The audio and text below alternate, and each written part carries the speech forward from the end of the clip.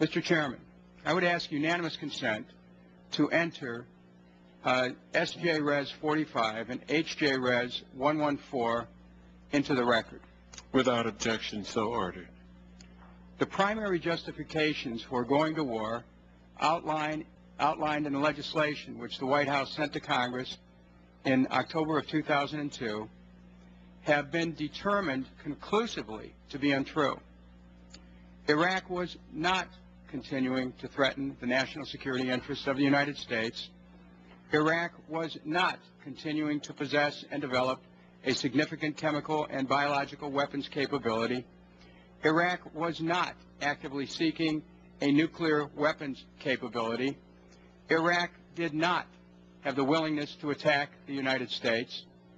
Iraq had not demonstrated capability and willingness to use weapons of mass destruction. Iraq could not launch a surprise attack against the United States or its armed forces. Therefore, there was not an extreme magnitude of harm that would result in the United States, that would result to the United States and its citizens from such an attack. The aforementioned did not justify the use of force by the United States to defend itself. Iraq had no connection with the attacks of 9/11 or with al-Qaeda's role in 9/11.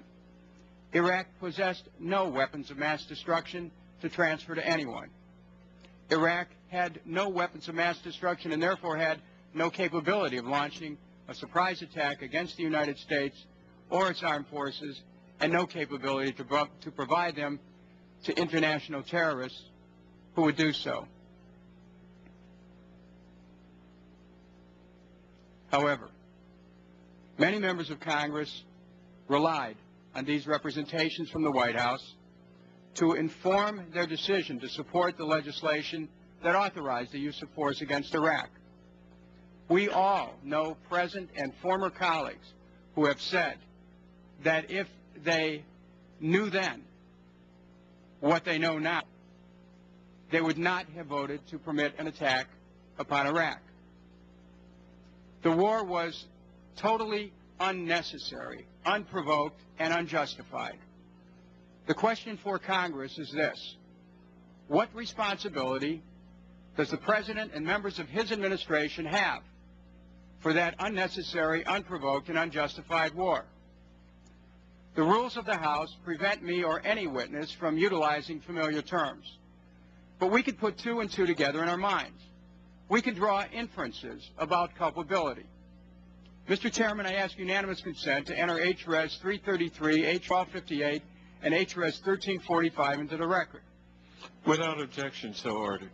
I request that each member read the three bills that I have authored, bills which are now awaiting consideration by the Judiciary Committee. I am confident that the reader will reach the same conclusions that I have about culpability. What then should we do about it? The decision before us is whether to honor our oath as members of Congress to support and defend the Constitution that has been trampled time and again over the last 7 years.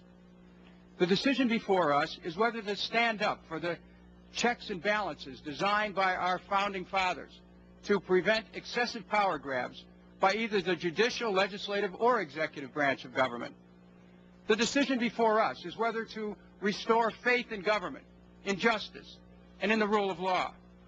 The decision before us is whether Congress will endorse with its silence the methods used to take us into the Iraq War. The decision before us is whether to demand accountability for one of the gravest justices imaginable. The decision before us is whether Congress will stand up to tell future presidents that America has seen the last of these injustices, not the first.